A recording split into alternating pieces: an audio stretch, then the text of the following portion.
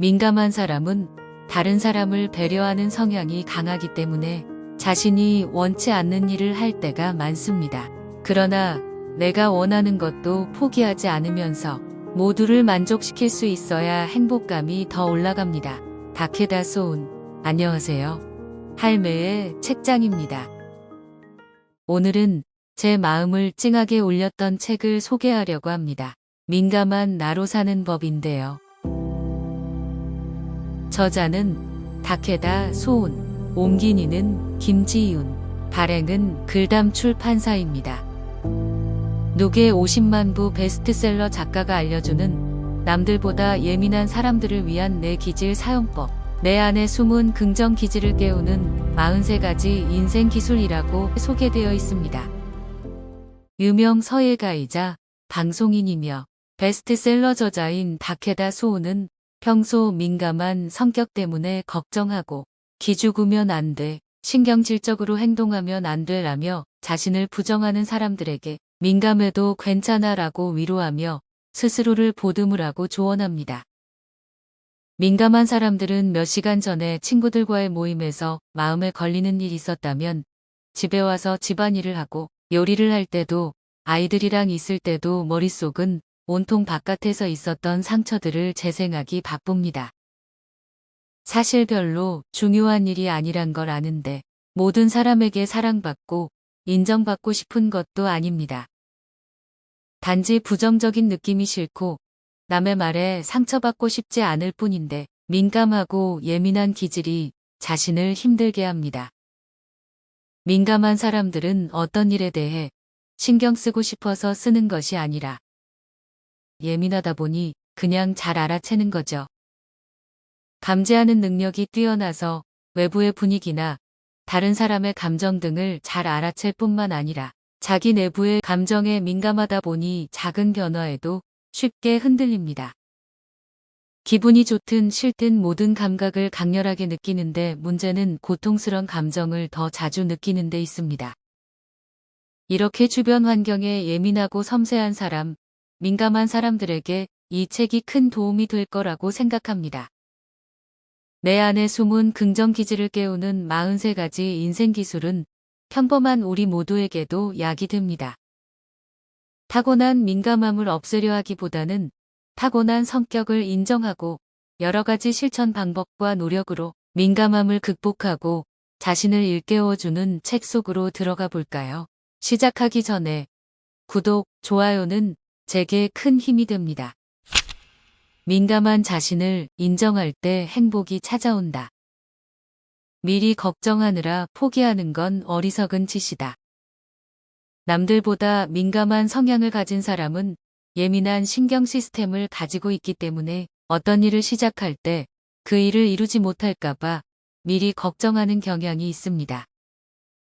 서두르지 말고 조급해하지 말고 경쟁하지 마시기 바랍니다. 결국 내 인생입니다. 누가 뭐라고 하든 스스로 원하는 일을 하면 됩니다.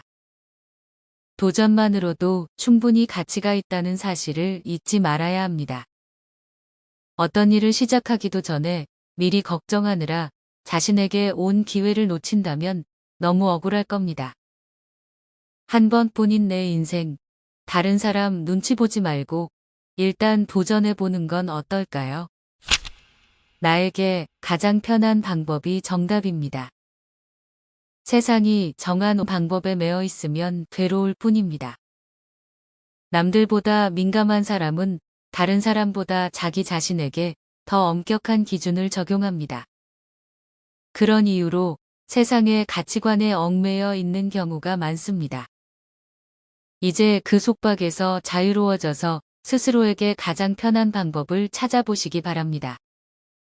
그것이 당신에게 가장 잘 맞고 올바른 방법입니다. 진정한 긍정이란 나의 약함을 인정하는 것.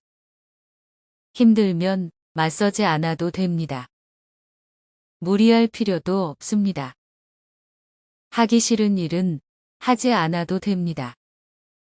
약한 소리를 해도 괜찮습니다. 바보 취급을 받더라도 감정적으로 반응하지 마시기 바랍니다. 스스로 약하다는 사실을 받아들이면 논쟁이나 경쟁에서 자유로워지고 오히려 강해집니다. 무적이 됩니다. 애초에 싸울 생각이 없기 때문에 적도 존재하지 않습니다. 바보 취급을 당해도 난 별로 대단한 사람도 아닌데 뭘 하고 솔직하게 인정할 수 있습니다. 저는 이제 얄팍한 인간이라는 말을 들으면 맞아요. 저는 얄팍하기 이를 데 없죠라고 웃으면서 받아칠 수 있게 되었습니다. 내 약함을 인정하는 것입니다. 그러면 내가 할 수 있는 일, 잘하는 일에 초점을 맞출 수 있기 때문에 더욱 긍정적으로 변할 수 있습니다. 기회는 무한하기에 초조해하지 않아도 됩니다. 서핑하는 사람들은 파도를 잘 읽습니다. 프로 서퍼들은 어떤 파도를 기다려야 하고 어느 타이밍에 파도를 타야 하는지, 어떤 바다가 위험한지 숙지하고 있습니다. 여기서 파도는 기회라고 할 수 있습니다. 그런데 저는 흔히들 말하는 인생의 기회는 두 번 다시 오지 않기 때문에 놓쳐서는 안 된다는 말의 위화감을 느낍니다. 왜 다들 조급하게 파도를 타려고 하는 걸까요? 왜 더 이상 기회가 오지 않는다고 생각할까요? 파도는 매일같이 해변에 밀려듭니다. 좋은 파도와 큰 파도는 차례로 찾아옵니다. 기회는 무한하기 때문에 자신이 없다면 도망가도 됩니다. 눈앞에 파도를 타도 되고 타지 않아도 됩니다. 괜히 초조해야 할 필요가 없습니다. 행운의 여신은 뒷머리가 없다는 말도 있지만 여신은 또다시 당신 옆을 지나갈 겁니다. 문제를 세분화해서 생각하라. 문제 세분화 작업은 인간관계에서 발생하는 문제 상황이나 살아가면서 고민이 생겼을 때 활용할 수 있습니다. 제일 먼저 해야 할 일은 문제를 고민해봤자 소용없는 일과 행동하면 해결할 수 있는 일로 나누는 것입니다. 고민해봤자 소용없는 일을 걱정할 시간이 있다면 좀 더 구체적인 걱정, 즉 리스크 매니지먼트로 전환해서 당장 행동하는 편이 좋습니다. 민감한 저도 세분화 작업에 익숙해졌기 때문에 다른 사람들 눈에는 항상 긍정적인 사람으로 비칩니다. 예를 들어 카톡 메시지를 보냈는데 익십을 당했을 때 상대방이 무슨 생각을 하고 있는지 고민해봤자 아무 의미가 없습니다. 혼자 상상의 나래를 펼치다 보면 울창한 생각의 정글 속에서 헤매는 꼴이 되고 맙니다. 화가 난 게 아닐까? 그때 이렇게 하면 좋았을 걸 하면서 걱정만 하고 옴짝달싹 못하게 되는 것이 가장 큰 위험입니다. 그럴 때 내가 할 수 있는 일은 제한되어 있습니다. 상대방에게 이유를 물어볼 것인지 아니면 신경 쓰지 않을 것인지를 스스로 정합니다. 이유를 물어보겠다고 마음먹었다면 당장 행동에 옮깁니다. 단, 기한이나 횟수를 정하는 것이 좋으니 카톡을 3번 보내도 답변이 없으면 그만둡니다. 이렇게 행동해서 해결이 안 되면 내 힘으로는 해결할 수 없는 일입니다. 내 힘으로는 해결할 수 없다는 사실을 깨닫고 나면 기분이 후련해져서 훌훌 털고 앞으로 나아갈 수 있습니다. 예민한 나의 성향을 잘 활용하는 법. 스스로 피곤하지 않은 배려를 하라. 꼭 좋은 사람이 될 필요는 없다는 말을 들으면 왠지 안심되는 이유는 무엇일까요? 그만큼 우리가 인간관계에 신경을 쓰느라 지쳐 있다는 뜻이 아닐까요? 만약 당신이 주위 사람들의 시선을 신경 쓰고 있다거나 점심 식사를 함께 하자는 제안을 받고 억지로 기쁜 채 하며 이런 자신에게 실망한다면 분명 인간관계에 지쳐 있는 겁니다.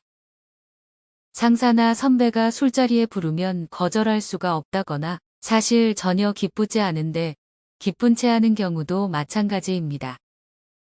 감사합니다. 물어봐 주셔서 기뻐요.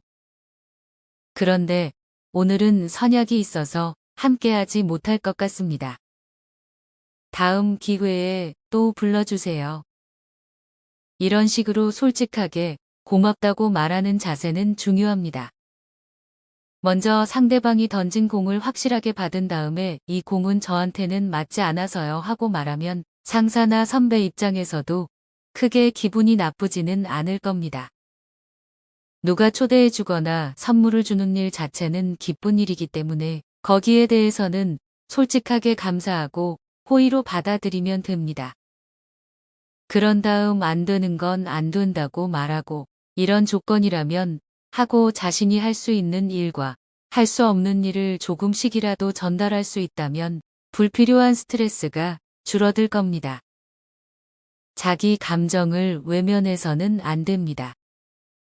옛날부터 장사를 잘하기로 유명한 사가연의 상인들이 중요시했던 경제 이념으로 삼포유시가 있습니다. 이 말은 판매자만 이득을 취하면 결국 장사가 잘 안 된다. 그렇다고 손님만 만족하는 거래를 해서도 안 된다. 판매자와 손님 모두에게 좋은 거래를 해서 세상에 공헌하는 장사만이 오래 갈 수 있다는 뜻입니다. 이번에는 삼포요시에 입각해서 자신에게 좋고 타인에게도 좋고 세상에도 좋은 것이 무엇인지 조금 더 생각해 보려고 합니다. 좋은 사람으로 살면서 스스로 만족하지 못하고 괴로워하는 이들이 있지요. 이런 잘못된 좋은 사람에는 두 가지 타입이 있습니다. 첫 번째는 좋은 사람을 연기하고 있지만 사실은 자기만 생각하는 사람입니다. 이렇게 행동하면 지금 잘 나가고 있다고 하더라도 머지않아 좋은 시기가 끝나게 됩니다. 두 번째는 자신을 희생하면서까지 타인을 위해 행동하는 바람에 정신적으로 무너지는 사람입니다. 좋은 남편이나 좋은 아내, 좋은 엄마, 좋은 자녀를 연기하다 보면 어딘가에서 무리가 오게 마련입니다. 완벽한 어른이 되어야 한다는 생각으로 자신을 몰아붙이다 보면 인생이 괴로워집니다. 때로는 멈춰서서 스스로에게 물어보시기 바랍니다. 혹시 나 자신에게 거짓말을 하고 있는 것은 아닐까? 이렇게 자문자답하면서 자신이 하는 말과 하는 행동, 생각의 균형을 새롭게 정리해 보아야 합니다. 자신의 목소리를 잘 들어줄 줄 아는 사람이 되어야 합니다. 정말로 자신이 생각하는 대로 움직이고 있다면 괜찮습니다. 괴롭지 않을 테니까요. 하지만 자신을 속이고 있다면 문제입니다.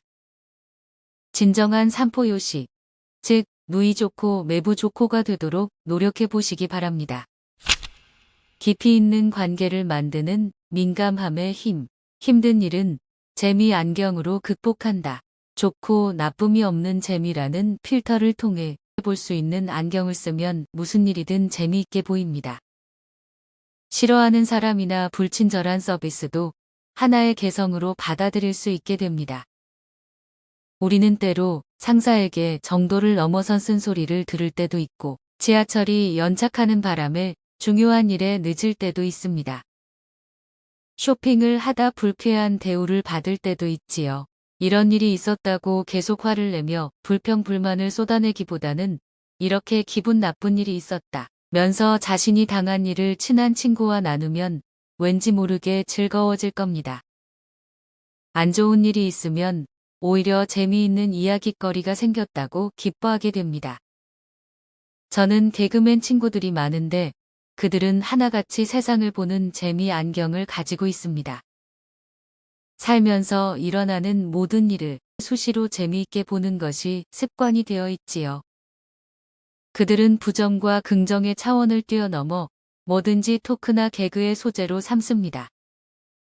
이런 일이 가능한 것도 재미 안경 덕분일 겁니다. 열등감에 시달리고 있다면 비교의 잣대를 바꿔라. 스스로 열등감을 만들어내서 고민하는 사람이 의외로 세상에 널리고 널렸습니다. 저는 사람이나 물건의 가치를 위 혹은 아래로 평가하는 것 자체가 싫습니다.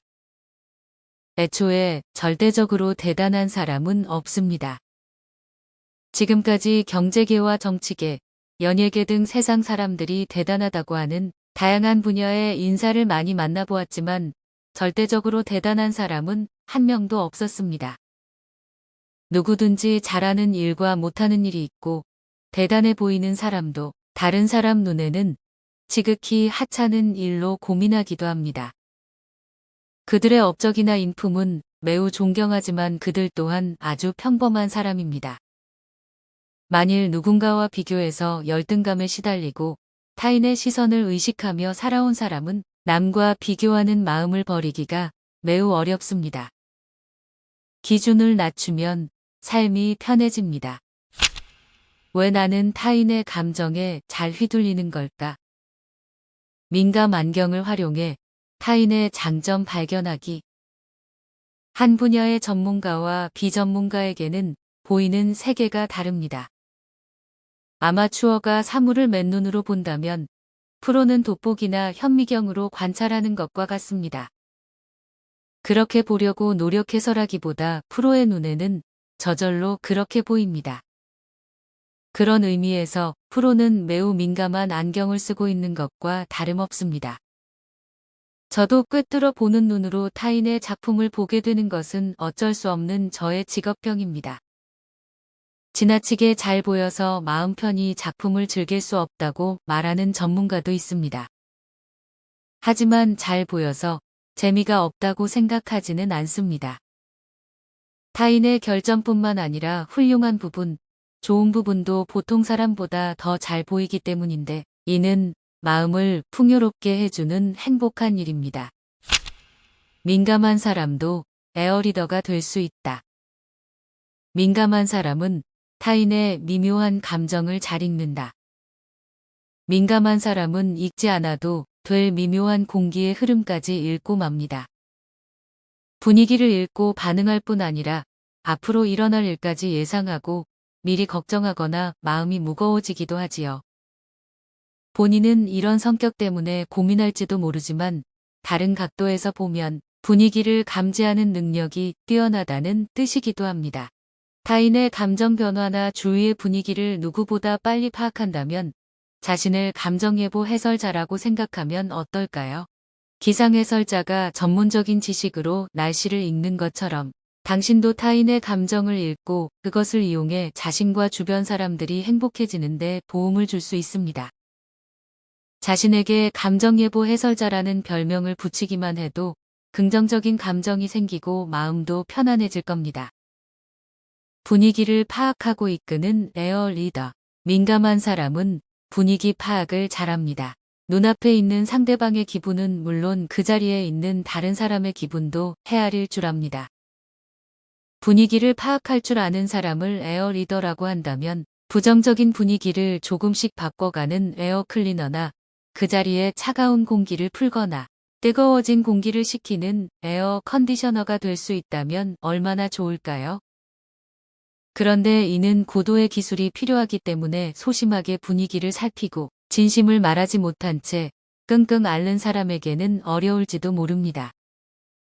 하지만 1대1 대화나 친한 사람과의 교제 등 자신이 할 수 있는 범위에서 분위기 바꾸기에 도전해보는 일은 매우 중요합니다.